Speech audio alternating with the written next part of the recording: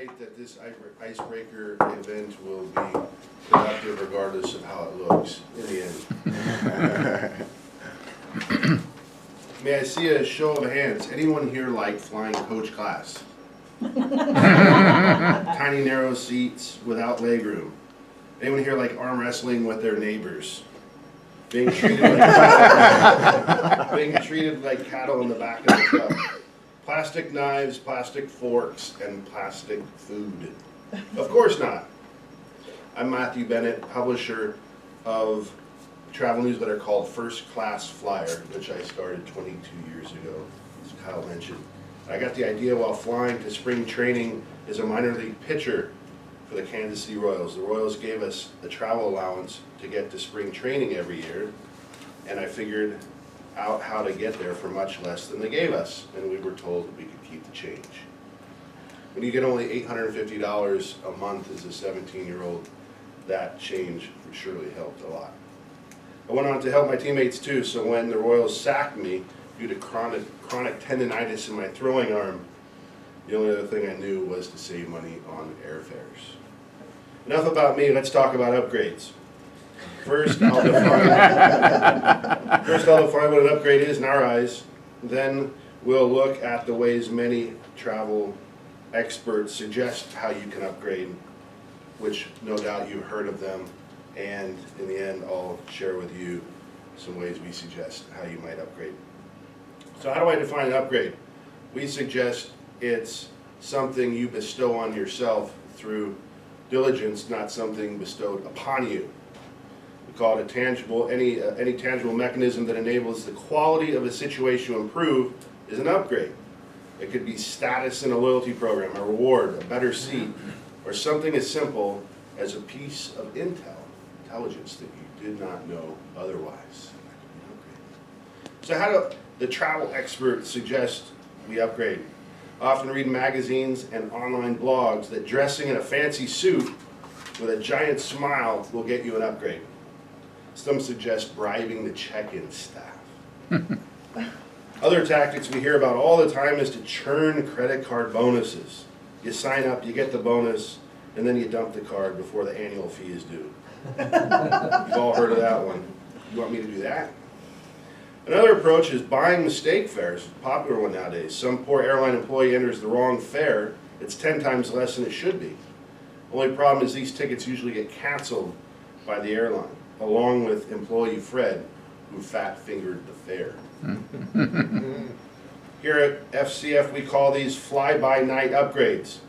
A fly-by-night upgrade is one that aims to hustle the system. It's fly-by-night figuratively, not literally. But whatever time you fly, there are questionable practices, risk, and even minefields involved. So don't we wish there was a better way? What if there were? We say anyone can upgrade and sleep at night using the right know-how. Best of all, it can be lucrative as fly-by-night upgrades.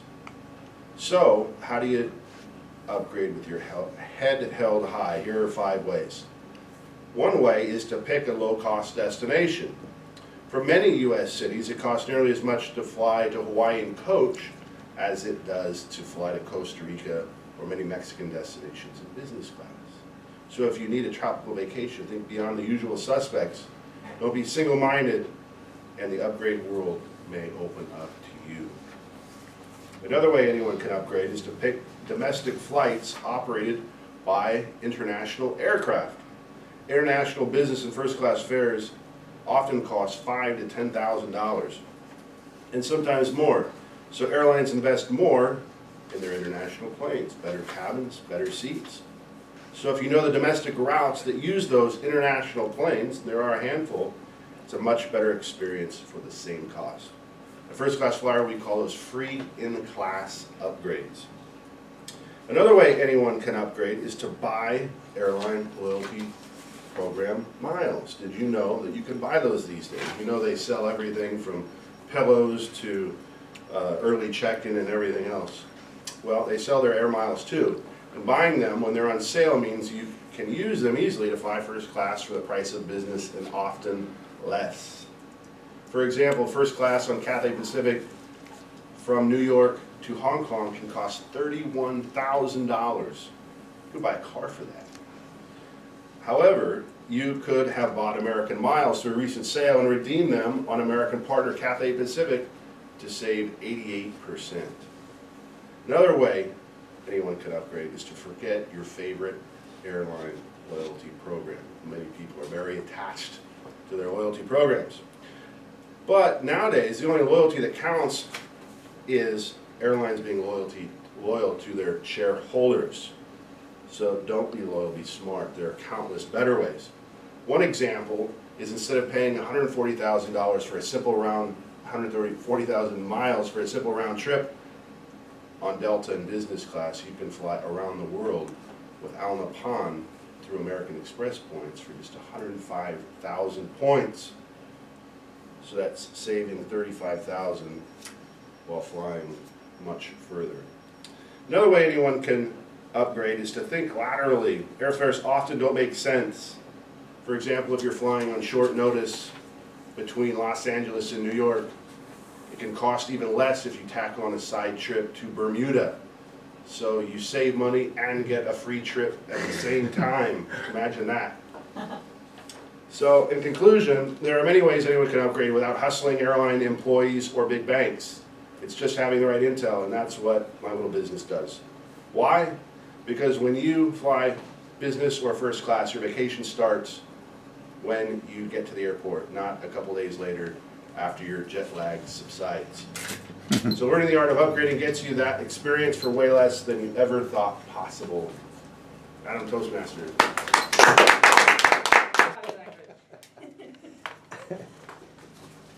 Matt, very good. Welcome to the club. Right? Welcome to doing your icebreaker speech, which he has been working on for a couple of weeks now. So I know that you are prepared. That's a good thing. And it really is an honor to be able to evaluate an icebreaker. It's always one of my favorite speeches to evaluate, and especially with you. You're new to the club, and we had a chance to talk over last week and get to know each other a little better, so it's pretty exciting. So your speech, basically we just kind of want to get to know him better. And his request, we always ask, what do you want us to watch for? His request was that he doesn't faint. So, I mean, basically, the evaluation's over at this point, you did it. We do have a few suggestions, maybe that might help for next time though, so we'll keep going. You did excel in a few areas, and I'm just going to go through the evaluation form using the comment section and maybe a little bit of the other section, but basically we want to talk about what he excelled at first, and you did. I'm going to use these. Your opening questions were phenomenal. You had several opening questions. You immediately got our attention. Every one of us either sniggered or giggled or grinned at least when you started using them, and that's a great way to get your audience. You've got them laughing. You've interrupted our attention by asking a question. So questions are a really great way to open any speech. Very good. And of course, you were funny throughout. So when you said, let's talk about, enough about me, let's talk about upgrades. So, and even though he did switch the speech over to a lot of the upgrades and what to do about how to get them and what's the benefits of having them, what are the benefits, we got to know him a lot through that. So it worked out perfectly. Now we do have a section where areas that you want to work on. And I like to keep this minimal for an icebreaker. But I'm not sure with the new pathways, I think we're supposed to kind of give you a couple. So I'm going to give you a couple. And again, knowing this is your very first speech with us, so take it with a grain of salt. And remember, these are all just ideas and opinions and my imagination. Your opening when you first started, you came up and shook hands with Kyle, and then you immediately kind of give yourself a self-deprecating just, oh, I hope this is going to work. Just leave that out. For one thing, the second you speak, the timer starts. So by saying that, your time started immediately. And not saying that might have kept you eligible. Right. So that's another reason to just don't say anything. We know you're nervous. And then also, you might want to tell us somewhere in the speech that you have, X amount of ways that you want to upgrade, and they're going to tell us how to upgrade. So let us know that you're going to tell us that. Other than that, I mean, really, your grammar was on point. Your language, obviously, he's a writer. So as a writer, it showed through.